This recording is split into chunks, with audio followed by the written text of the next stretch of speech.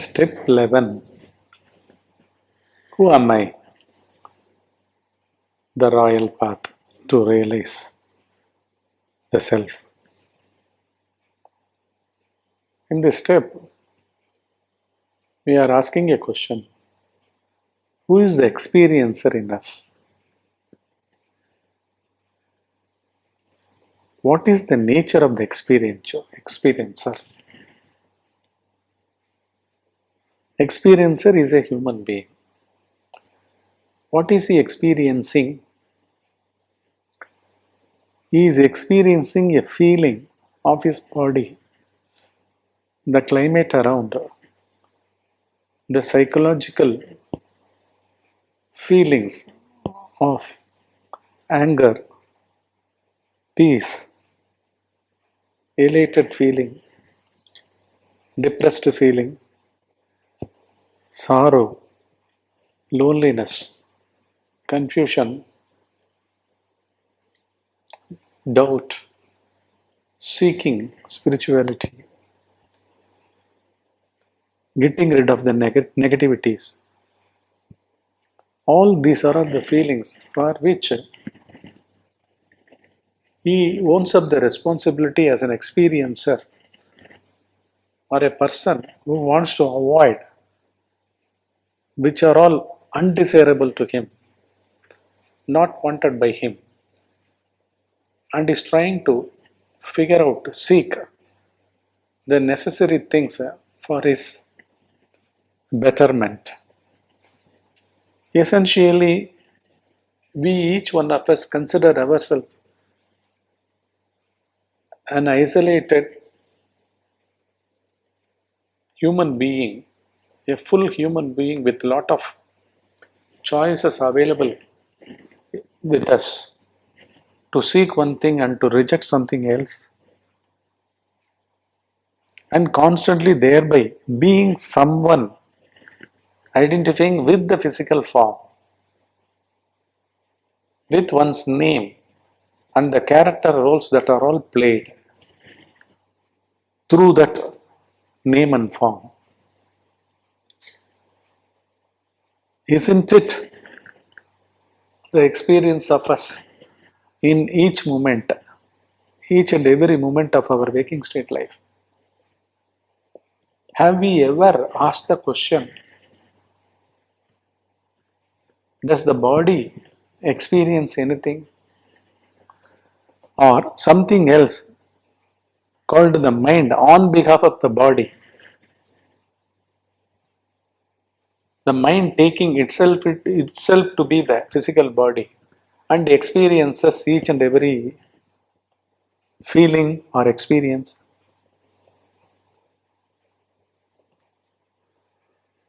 If we look at just on the surface, we will come to know that everything is the assumption that has been continuing in each and every one of us as an experiencer, a seeker, a person who rejects, a person who chooses.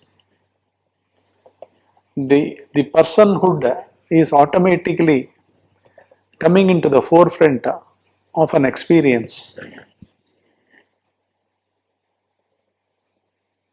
What have you experienced? If one asks this question, one says the answer, yes, I had seen that movie, I had tasted that food, that sweet was good, one or the other experience of all the five senses as well as the mind, intellect, and the ego responds to that as an experiencer. Such an experiencer exists in us. If the experiencer is the body, it should be existing during deep sleep also, and it should be royally experiencing the joy or the bliss or the peacefulness of the deep sleep state. Whereas it is not.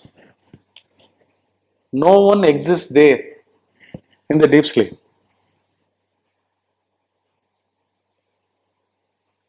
Unless and until we keep this investigation alive throughout our waking state, behind the experiencer of each and every feeling, activity, the owning up, becoming responsible, the doer of everything. How will we ever get anchored to that which is beyond these expressions of acts, doers, thinkers, feelers, experiencers at all? The substratum is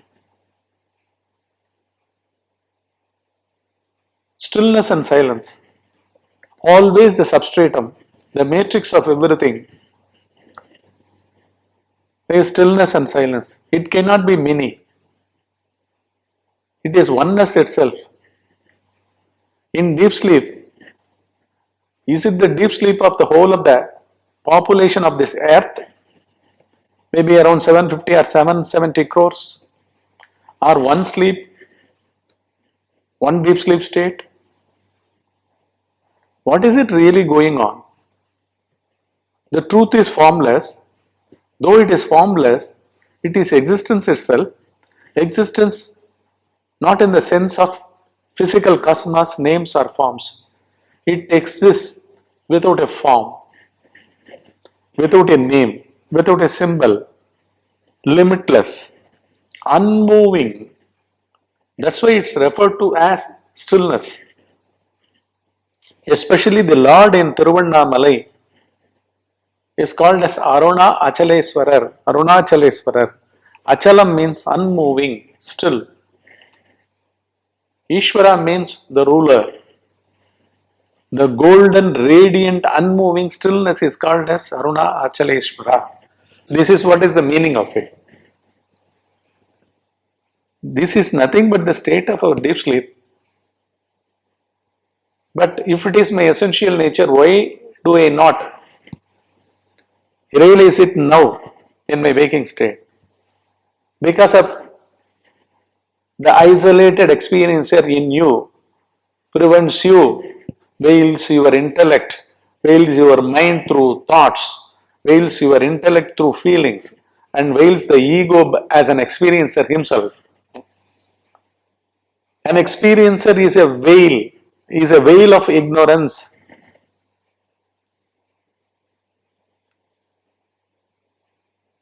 He veils the stillness of the deep sleep.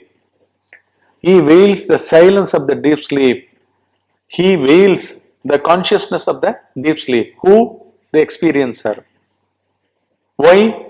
Because unawareness of the truth that simply exists during our deep sleep. Now that you are hearing this from this entity, this person, he is revealing this truth to you. Will it change you? It has to shock you.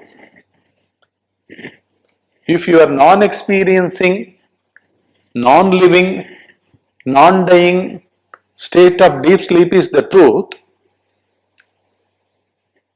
now who is the listener in you? Yes, he is a fake, he is illusory, he is false.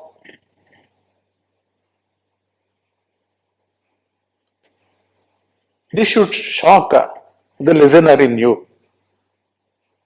And he has to be uprooted. Consciously he has to be seen whether he is a real entity. At the moment of action, at the moment of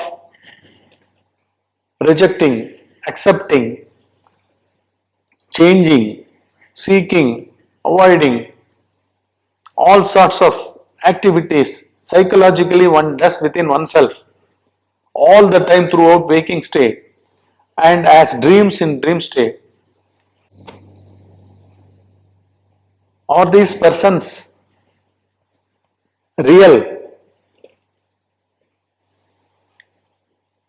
You don't have another option of seeing him elsewhere, checking him elsewhere, seeing the truth of him elsewhere except in your this present moment, this present moment of your life. In this you will have to look at him, squarely looking at him, is the only one purpose of a human being. If you look at him, you will find that there is none there as an experiencer, and one who looks also vanishes. It ends up like this always. It is the truth.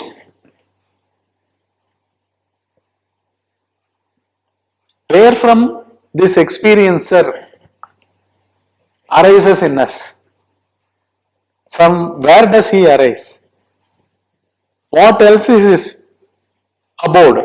What else is his shelf? His shelf is nothing but the very I am feeling, the egoistic center, which is simple identification with his form, physical form and name. It is a feeling. It is not even the physical body. It's an attachment of a feeling with the physical body is the ego. Ego is unapprehendable. He cannot be caught at all. He cannot be looked into. The moment you look for an ego, you won't see anything there at all. That is why if you look for an experiencer in you, in an experience, you will find no one there because it is ego. This is the truth that exists just on the surface of your inner gaze. What we have been advocating throughout your waking state, just stay behind your experiencer silently without judging him, without even trying to inquire about him, investigate about him, the truth about him. You are not going to sit a seeking mode or an investigating mode in you. You are going to be just behind him. Whenever an experiencer along with an experience arises in you, just be with him, just be behind him. Tenderly have a glance, gaze. You need not become stiff. You need not behave like a police behind ego, searching for a concrete ego entity. Because there is no such entity in any of the thought, in any of the feeling. There are no such entities at all. That is why, if we just look who the experiencer in us is at a given moment, there is none at all. This is what is the place or the abode of before the ego's arisal. Before it arises, before the arisal of a thought, before the arisal of a feeling, before the arisal of a separate experiencer, you are just landing at a place where there is no one, where there is no one. That is what you can say as a pro-experience, before feeling, before thinking. And there is a state, and we miss it at every moment in losing ourselves in experiencing, feeling and thinking. This we will have to be constantly keep in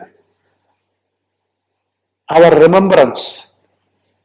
One has to remember this throughout one's waking state. At any point in time, throughout one's waking state, he should simply look at who is thinking, who is the thinker, who is the feeler, who is the experiencer. That's all. He will land up in before experiencer place. He will land up in the place of before feeler. He will land up in the place of before a thinker. That's all. This is the truth. This is the truth of the true self. We cannot approach it in any other manner at all. Once you look for the experiencer in you at a given moment in an experience, you will land up in the place where there is no experiencer, there is no experiencing, there is no experience at all. It is just the place before anything becomes a isolated conscious activity. That's all. This is the truth.